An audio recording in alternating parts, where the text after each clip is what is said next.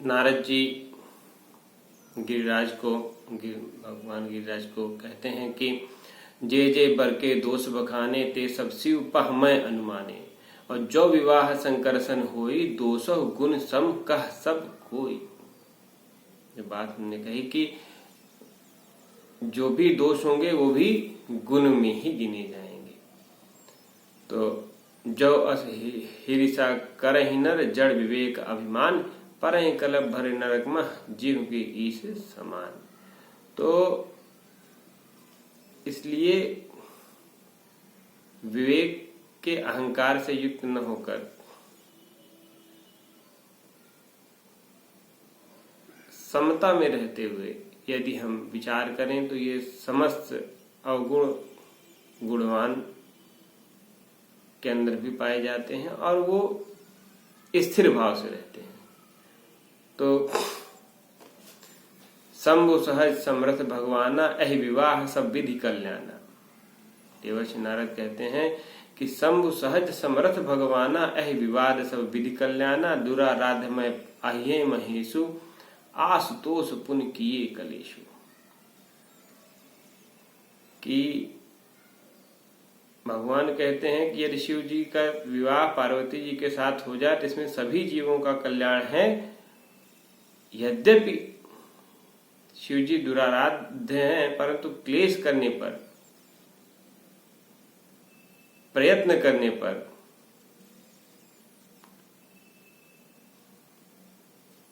वो बहुत जल्दी प्रसन्न हो जाते हैं। अतः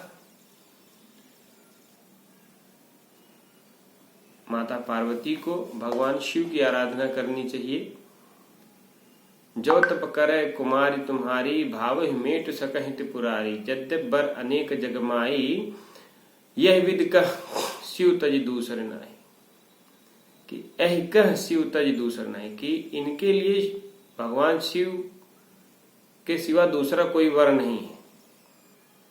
वरदायक प्रणतारति भंजन, कृपा सिंधु सेवक मन रंजन, इच्छित फल बिन शिव अवराधे, लहि न कोटि जोग जब साधे।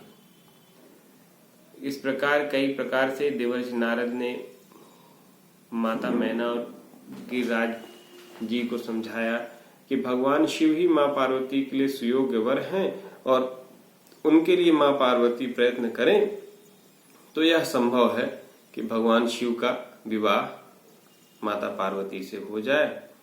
और पति ही जब ये सारी बातें होती हैं तो माता मैना हर्षवान भी होती हैं और थोड़ा दुखी भी हो जाती हैं, क्योंकि एक दुष्कर तपस्या माँ पार्वती को करनी पड़ेगी भगवान शिव को प्राप्त करने के लिए। यह मानकर माता मैना के मन में थोड़ा विषाद भी होता है और खुशी इस बात की कि भगवान शिव के सम दूसरा कोई वर इस पृथ्वी पे है ही नहीं, और जो माँ पार्वती के लिए निर्धारित है, इससे हर्ष युक्त विषाद उत्पन्न होता है। और माँ मैना को गिरिराज जी उपदेश करते हैं कि अब जो तुम्हें सुता पर नेहू, तो अस जाय सिखावन देहू, करें सो तप जह मिले ही महेशु। ऐसा तप करें जिससे भगवान शिव शंभु से मुलाकात हो उनकी, आन उपाय न मिटे कलेशु। और दूसरे किसी उपाय से अब यह प्रक्रिया पूर्ण होने वाली नहीं।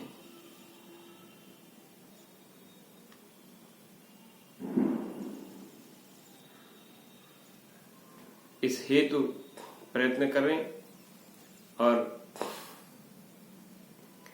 सुनिपति बचन हरस मन माही, गई तुरंत उठ गिरजा पाही, उमा बिलो के नयन भरे बारी, सहित स्नेह गोद बैठाई। माने पार्वती जी को प्रेम पूर्वक गोद में बैठाकर उचित वाणी से सिखावन देना शुरू किया कि 12 बार लेत उरलाई, गदगद कंठ न कछु कही जाई, जगत मातु सर्वज्ञ भवानी, मातु सुगत बोली मृदुबानी। जगत की माँ भवानी, माँ उमा जो सब कुछ जानने वाली हैं, उनसे उनकी माँ माता मैना मधुर वाणी में बोलती हैं, सुनहु मातु मैं दीख अस सपन सुखावह, तो वही सुंदर गौर सुविप्रवर अस उपदेश मोहि। माँ मैना कहती हैं, करौ जाय तप शैल कुमारी, नारद कहा सु सत्य विचारी, मातु पितहि पुन यह मत भावा, तप सुख प्रद दुख मोह दुख दोष नसावा।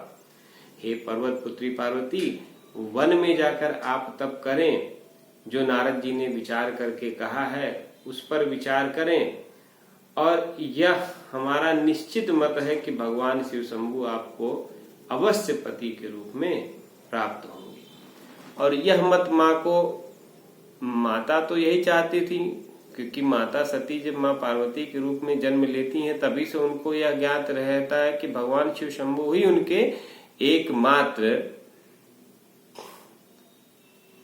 आराध्य उनके पति होंगे, और उन्हीं को वो चाहते हुए, उन्हीं का ध्यान रखते हुए उन्होंने पिछला शरीर छोड़ा था। और माँ मैना माता की बात से बहुत हर्षवान होकर तप में प्रवीण होती हैं और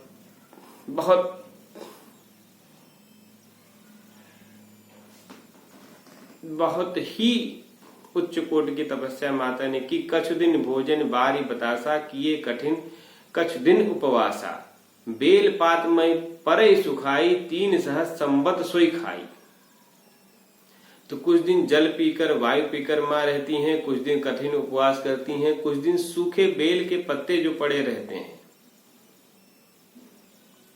मात्र वही खाया, और लगभग 3000 वर्षों तक उन्होंने तपस्या की।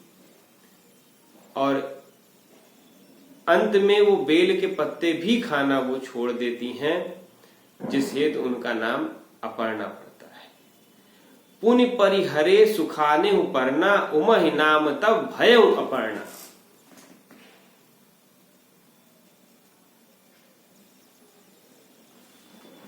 माँ का नाम अपर्णा कैसे पड़ा? माँ पार्वती का नाम वो यहाँ विदित होता है कि जब माँ ने 3000 वर्षों तक तपस्या करने के बाद बेल के सूखे पत्ते भी खाना छोड़ दिया और तपस्या में प्रवीण हुई, तो माँ का नाम वहां अपर्णा पड़ा। ऐसा गोस्वामी जी लिखते हैं, देखे उमहि तप खीन शरीरा, ब्रह्म गिरा भई गगन गंभीरा, भयो मनोरथ सुफल तव सुन गिरिराज कुमारी, परिहर दुसह कलेश सब अब मिली है त्रिपुरारी।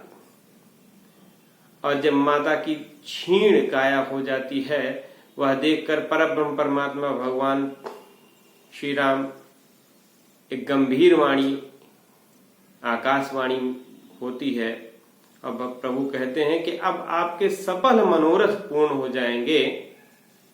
अब यह असहनीय कष्टप्रद व्रत आप त्याग दें। अब त्रिपुरारी के शत्रु भगवान शिव आपको अवश्य मिलेंगे। अस्तप काहुन कीन भवानी, भय अनेक धीर मुनिज्ञानी। प्रभु कहते हैं कि ऐसा तप बहुत से धीर मुनिज्ञानियों नहीं कर पाए। अब उर धरहु ब्रह्म वर बानी, सत्य सदा संतत सुचि जानी, आवे पिता बुलावन जब वही, हठ परिहन घर जाए हूं तब वही। मिले तुम्हें जब सप्त ऋषिसा, जाने तब प्रमाण बागीसा। अब जब पिता के घर से बुलावा आए तब आप जाना, और जब मार्ग में आपको सप्तऋषि मिले तो आप मान लेना कि अब आपका काम पूरा होने वाला है। अब जल्द ही भगवान शिव शंभु आपको मिलने वाले हैं। सुनत गिरा विधि गगन बखानी, पुलक गात गिरिजा हरसानी, उमा चरित सुंदर मैं गावा, सुनो शंभु कर चरित सुहावा।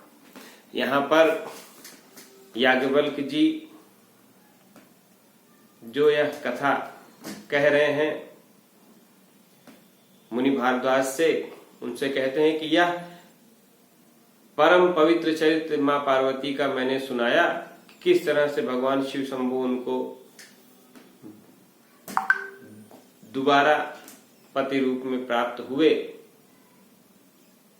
जब मां ने सती का शरीर छोड़ा, अब आगे जब से मां सती ने अपना शरीर छोड़ा, उस समय से भगवान शिव की क्या स्थिति थी उसका वर्णन मैं करता हूं, जो आप आगे सुनेंगे।